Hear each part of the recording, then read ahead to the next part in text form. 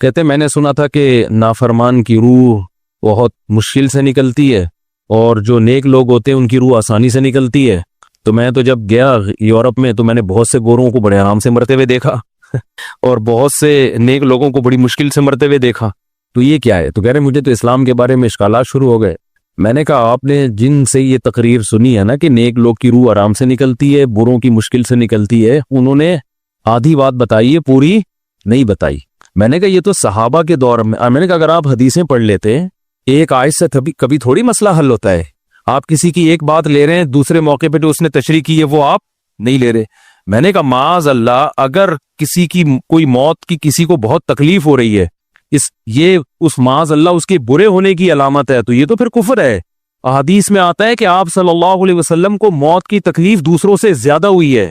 آپ صلی اللہ علیہ وسلم فرمایا اوعکو کما یوعکو رجلان منکم، مجھے بخار میں اتنی تکلیف ہوتی ہے جتنی تم میں سے 2 آدمیوں کو ہوتی ہے. آپ پر جب بیماری آتی تھی نا، آپ کو تکلیف دوسروں سے زیادہ ہوتی تھی. اور امی عائشہ رضی اللہ تعالی عنہا فرماتی ہیں کہ نبی صلی اللہ علیہ وسلم کا سر مبارک میری گود میں تھا جب آپ کی روح نکلی ہے، اور آپ کی جو میں نے موت کی تکلیف دیکھی ہے، جس شدت میں آپ جس تکلیف میں تھے، اس کے بعد مجھے کسی کی موت کی جو آسانی سے کوئی دنیا سے گیا ہو نا، اس کے مرنے پر مجھے کبھی رشک نہیں آیا. رشک کا کیا مطلب؟ کہ بھئی یہ اتنی آسانی سے چلا گیا تو اس کا مطلب یہ زیادہ اچھا تھا، اور معاذ اللہ آپ صلی اللہ علیہ وسلم کے اعمال کم تھے، تو یہ تو ممکن نہیں ہے نا. کہتے ہیں مجھے کبھی کسی پہ رشک نہیں آیا کہ آرام سے مر گیا تو بہت نیک ہوگا. ٹھیک ہے نا، بہت مشکل ہے سمجھانا. امی عائشہ فرماتی ہیں کہ یعنی امی عائشہ کی حدیث کا مفہوم بیان کر رہا ہوں کہ نبی صلی اللہ علیہ وسلم کی موت کے وقت جو تکلیف کی حالت تھی، اس کو جب سے میں نے دیکھا ہے، تو امی عائشہ کی بات کا خلاصہ یہ ہے کہ اب اگر میں کسی کو دیکھتی ہوں نا کہ آرام سے روح نکل رہی ہے، یعنی آرام سے مر رہا ہے، دنیا سے جا رہا ہے، تو مجھے اس پہ رش نہیں آتا کیونکہ بہت نیک ہوگا. کیا مطلب؟ اس کا نیک عمل سے تعلق بولتے کیوں نہیں ہے. لیکن ہمارے ہاں سارا مدار کس پر ہے؟ مرنے کے بعد شکل کیسی ہے اس کی؟ آڑا ترشا ہو گیا تو جہنم میں جا رہا ہے اس کا مطلب. اور اگر مرا ہوا ہے، دانت کھلے میں، ایسے لگ رہا ہے مسکرا رہا ہے، سیدھا کہاں جا رہا ہے؟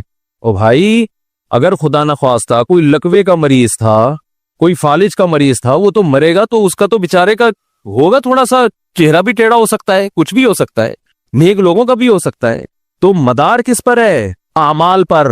اور نیک لوگوں کو بعض دفعہ موت کے وقت ڈبل تکلیف دی جاتی ہے. ایک تو اس لیے دی جاتی ہے، یا تو اس لیے کہ کوئی گناہ ان کا باقی رہ گیا ہوتا ہے.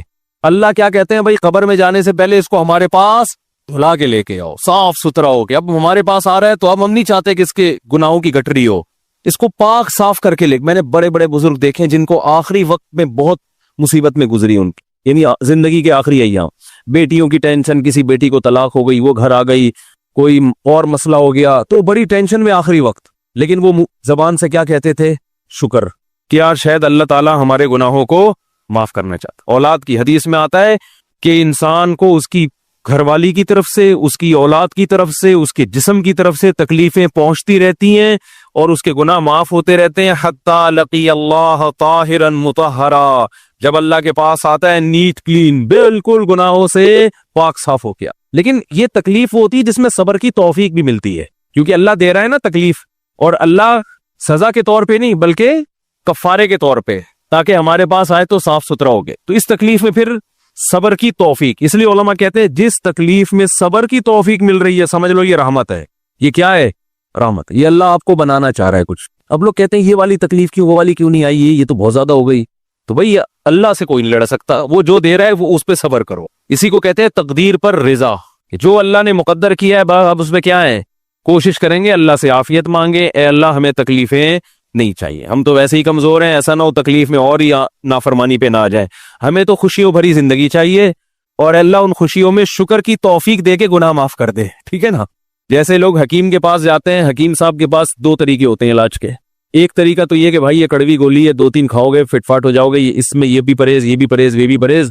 اور ایک طریقہ ہوتا ہے دودھ جلیبی کھاؤ، علاج لمبا ہو جائے گا، لیکن وہ دوا میں کیا ہے؟ دودھ جلیبی.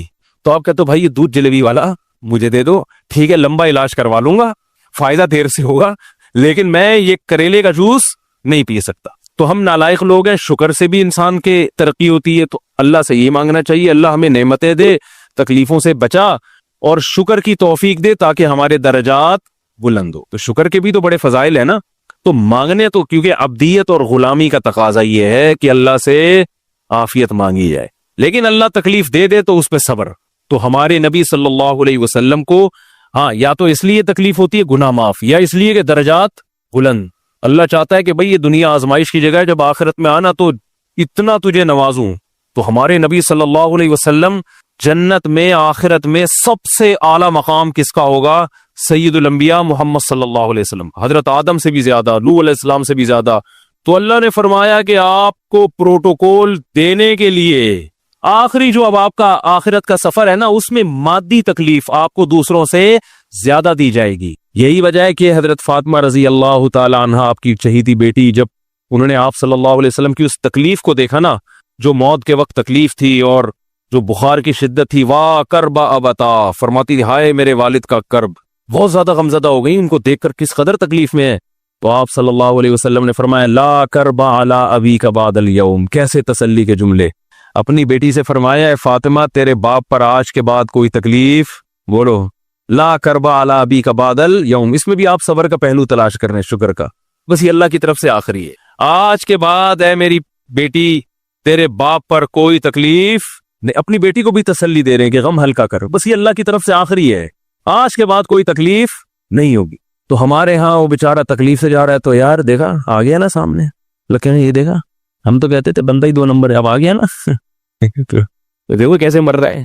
اور پیغمبروں کو تکلیف تو دی جاتی ہے، لیکن کوئی ایسا عیب نہیں ہوتا، ایسی بیماری نہیں ہوتی جو لوگوں میں معیوب سمجھی جاتی ہے. یہ نہیں ہوتا، کیونکہ پیغمبر اللہ کے قاصد ہیں، تو اللہ ان کو ہر لحاظ سے امت کو یہ بتانا چاہتے ہیں یہ میرے رسول ہیں، یہ میرے سفیر ہیں.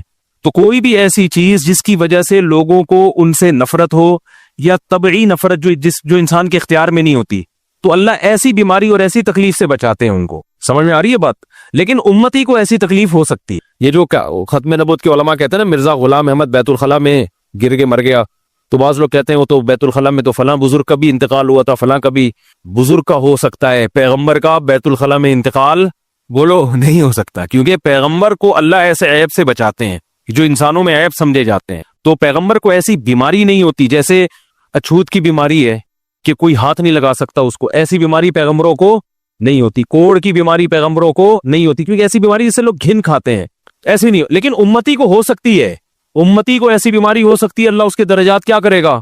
بلند کرے گا. اس سے مجھے ایک واقعہ کسی نے سنایا کہ ایک ہندو تھا، اس کو کوڑ کی بیماری تھی. کوڑ نہیں ہوتا گوشت گلنا شروع ہو جاتا ہے، تو یہ بیماری پھیلتی ہے.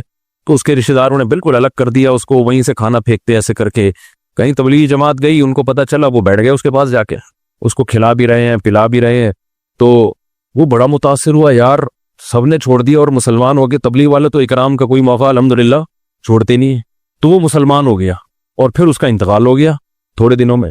اب دیکھو اللہ نے جو اس کو کوڑ کی بیماری میں ڈالا، یہ بیماری اس کے لیے رحمت بن گئی کہ نہیں بن گئی؟ تو کفر کی حالت میں کوئی اچھا کام کیا ہوگا اس نے، اس کے بدلے میں اللہ نے اس کو کیا دے دیا؟ کوڑ کی بیماری. اب دنیا کہے گی یار عام کافر جو اچھے کام نہیں کرتے وہ تو فٹ فاٹ گھوم رہے ہیں، اور یہ تھوڑا بہت خیال کرتا تھا، اس کو اللہ نے کیا دے دیا؟ بھائی اس کو دیا اس لیے کہ اللہ کو پتا ہے کہ جی کوڑ میں ہوگا تو تبلیغ والے آئیں گے، اس کی آؤ بھگت کریں گے اور یہ کیا ہو جائے گا؟ اسلام میں داخل ہو جائے. تو اللہ کے کام ہے، یہ اللہ ہی بہتر جانتا ہے. تو بعض دفعہ اللہ تکلیف میں ڈالتے ہیں تاکہ آپ کے گناہ دھل جائیں. تو اس لیے موت کی جو تکلیف ہے نا، اچھا اور عین ممکن ہے کوئی بہت بڑا بدماش ہو، بڑے آرام سے مر جائے، اور مرنے کے بعد ایسی خوبصورت اسکن ہو جائے اس کی، کیونکہ اسکن کی اچھے یا برے ہونے کا تعلق موسم سے ہے، جینے ٹھیک ہے نا. جس کو برین ہیمریج ہوتا ہے تو چہرہ خراب ہوتا ہے، چاہے وہ نمازی ہو. میں نے ایسے پکے نمازیوں کو جن کی نماز کی حالت میں ڈیتھ ہوئی ہے، ان کو دیکھا موت کے بعد ان کا چہرہ کالا ہو گیا. یہ بری بات نہیں تھی، یہ کالا اس لیے ہو گیا کہ برین ہیمریج ہوا، رگ پھٹی ہے تو بلیڈنگ ہونا، اور ہارٹ اٹیک بھی ہوا پھر ان کو. تو ڈاکٹر کہہ رہے تھے ان کو جلدی دفناؤ کیونکہ یہ بہت جلدی ان کا جسم خراب ہو جائے گا. حالانکہ پھر میں نے خواب میں ان کو جنت میں بھی دیکھا. صحیح ہے نا. تو خام خامنہ لوگوں نے یہ چیزیں منائی ہوئی. تبھی میت کو چھپانے کا حکم ہے، کیونکہ اکرام کرنا ہے نا، تو چہرہ مرنے کے بعد بگڑنا شروع ہوتا ہے. یہ ہر ایک کا ہوگا، چاہے نیک ہو چاہے برا. تبھی تو حکم ہے کہ اس کو جلدی دفن کرو، کیونکہ اس کی توہین ہے اب لوگوں کے سامنے رکھنا. اور ہمارے یہاں کیا ہو رہا ہے، اب باقاعدہ مردوں کے ساتھ سیلفیاں چل رہی ہیں، ناک میں روئیاں ٹھوسی ہوئی ہیں اور ویڈیو بن رہی ہے اور زیارت ہو رہی ہے، لائن لگ لگ کے پبلک دیکھ کے جا رہی ہے. کیا جاہلانہ رسم ہے یار، کیا جاہلانہ. میت میں اور دلہن میں فرق ہونا چاہیے.